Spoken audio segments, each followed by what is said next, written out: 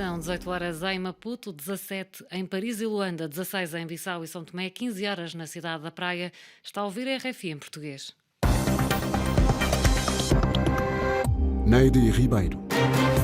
O primeiro-ministro guineense Nuno Abian foi o principal ausente da reunião do Conselho de Estado, convocado hoje pelo presidente Umaru Sissoko Embalo. O chefe da diplomacia americana chegou ao Quénia, a primeira etapa do périplo africano que o vai conduzir à Nigéria e ao Senegal. No controle técnico desta emissão está Diego Tenório e o jornal começa agora. O primeiro-ministro da Guiné-Bissau, Nuno Abian, foi o principal ausente da reunião do Conselho de Estado, convocada pelo presidente Umaru Sissoko Embalo, anunciou o porta-voz do órgão de consulta do chefe de Estado, Delfim da Silva, que declarou ainda aos jornalistas que o teor da reunião era de cariz confidencial. Eu não posso revelar, porque os conselheiros não podem emitir opiniões. O presidente ouviu o parecer emitido por cada conselheiro, tomou nota e cabe só a ele decidir. Eu não posso nem sequer interpretar o que se passou lá dentro, menos ainda revelar a posição de cada conselheiro de Estado. Queria ouvir sobre a situação social e política do país que está na convocatória, agenda. Não posso falar por conta nem do Sr. Presidente da República, menos ainda falar no nome dos conselheiros. O importante é que o Presidente quis ouvir os conselheiros de Estado sobre a situação política do país, ouviu os conselheiros de Estado, ouviu os parceiros deles e o Presidente depois vai ponderar o que fazer com base naquilo que ele ouviu dos conselheiros. É para isso que serve o Conselho de Estado. Eu notei uma falta, o Primeiro-Ministro não esteve presente. Também não esteve presente, pronto, da Assembleia, o Presidente da Assembleia não está, mas esteve o Vice-Presidente da Assembleia. E também o Supremo Tribunal também esteve presente, porque o Presidente, digamos assim, interino, esteve presente. Notou-se a ausência do Primeiro-Ministro. Palavras do porta-voz do órgão de consulta do chefe de Estado, Delfim da Silva. Declarações enviadas pelo nosso correspondente em Bissau. Moussa Baldé compete ao Conselho de Estado, entre outros assuntos, pronunciar-se sobre a dissolução do Parlamento e aconselhar o Presidente no exercício das suas funções sempre que for solicitado. A lei que altera a lei orgânica sobre as eleições gerais foi recentemente aprovada em Angola. Esteves Hilário, professor de Direito Constitucional na Universidade Católica de Luanda, deu a sua opinião sobre o tema e abordou ainda a temática da fraude eleitoral, um problema muito presente nas eleições africanas.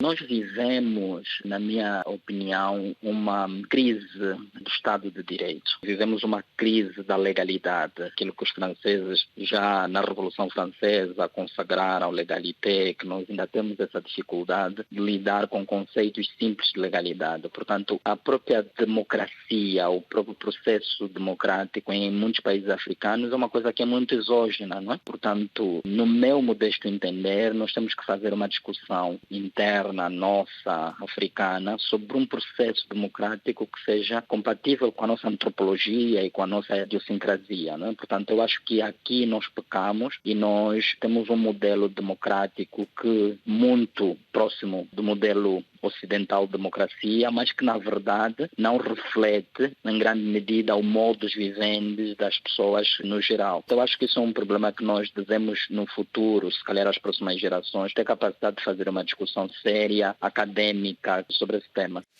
As palavras do professor de Direito Constitucional na Universidade Católica de Luanda, Esteves Hilário, entrevistado por Stephanie Palma. Esteves Hilário, que é o nosso convidado esta quarta-feira. Em Cabo Verde, alguns deputados do MPD, partido no poder, ameaçam votar contra o Orçamento Geral do Estado para 2022 se o governo aumentar o IVA de 15% para 17%. Mais explicações com o nosso correspondente em Cabo Verde, Odair Santos. Após reunir-se com o Presidente da República para apresentar ao chefe de Estado as grandes linhas do Orçamento do Estado para 2022, o Primeiro-Ministro admitiu o aumento do IVA de 15% para 17%.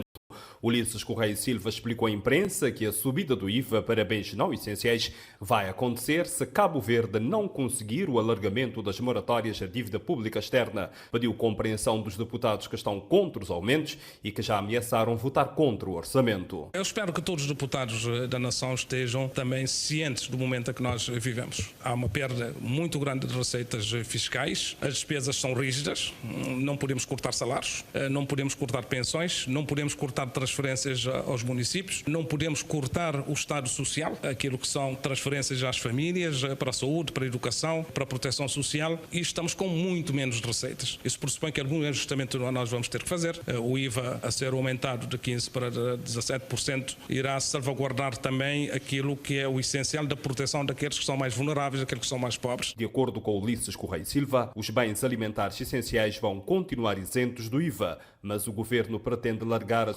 com IVA nas compras de comércio eletrónico de Cabo Verde para a RFI. Odair Santos. Ainda em Cabo Verde, um professor do ensino básico ficou em prisão preventiva por suspeitas da prática de 8 crimes de agressão sexual e abuso sexual de crianças ocorridos nos últimos 2 anos, anunciaram as autoridades. O ministro russo dos Negócios Estrangeiros, Sergei Lavrov, disse que a Rússia está disponível para ajudar Moçambique no combate ao terrorismo em Cabo Delgado. Ainda sobre a atualidade moçambicana, o ministro da Saúde anunciou a introdução da vacina contra o cancro do colo do útero, que vai abranger meninas a partir dos 9 anos de idade. A ideia é prevenir e combater em média 4.000 mortes por ano devido à doença, com o registro de cerca de 6.000 novas infecções. O chefe da diplomacia americana, Antony Blinken, chegou hoje ao Quénia, a primeira etapa do périplo africano que o vai conduzir ainda à Nigéria e ao Senegal. Na agenda desta digressão estão as ameaças e a luta contra a pandemia de Covid-19 e as crises na Etiópia e no Sudão. Liliana Henriques. Neste primeiro dia da digressão, Antony Blinken, que se encontra atualmente em Nairobi, apelou os africanos a permanecerem vigilantes perante as ameaças contra a democracia, nomeadamente no Quénia, onde os processos eleitorais têm sido marcados pela violência. Na sua comunicação pública, o secretário de Estado americano também deixou um recado ao Sudão, onde os militares retomaram o poder por completo no passado dia 25 de outubro, levando à suspensão de uma ajuda de 700 milhões de dólares pelos Estados Unidos. É vital que a transição recupere a legitimidade que tinha se o exército colocar novamente este processo nos trilhos e fizer o que é preciso. Acho que o apoio da comunidade internacional, que tem sido muito forte, pode ser retomado, disse Blinken. Relativamente ao conflito na Etiópia, o outro prato forte desta digressão, ainda antes de iniciar esta viagem, Blinken reclamou novas discussões beligerantes e o desbloqueamento da ajuda humanitária. Na sua ótica, a ausência de acordo pode conduzir à implosão da Etiópia e pode ter consequências para outros países na região.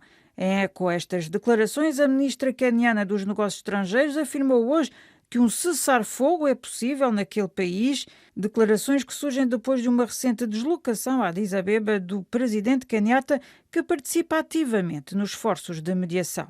Chuvas torrenciais, deslizamento de terras e inundações atingiram nos últimos dias a região da Colômbia Britânica, no oeste do Canadá, e provocaram pelo menos um morto e milhares de deslocados. Mais explicações com Leonardo Silva.